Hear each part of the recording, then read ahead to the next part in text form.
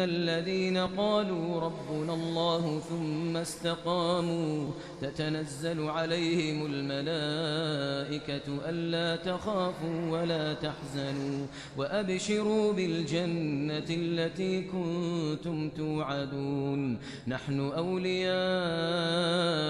في الحياة الدنيا وفي الآخرة ولكم فيها ما تشتهي أنفسكم ولكم فيها ما تدعون نزلا من غفور رحيم ومن أحسن قولا ممن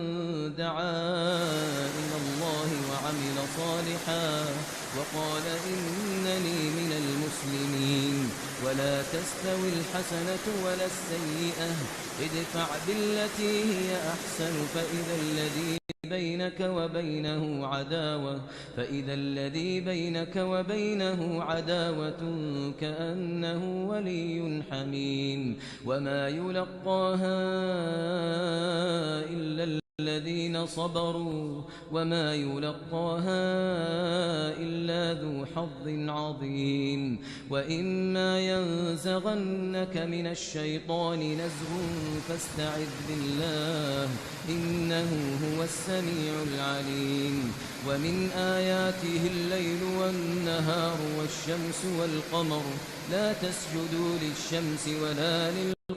واسجدوا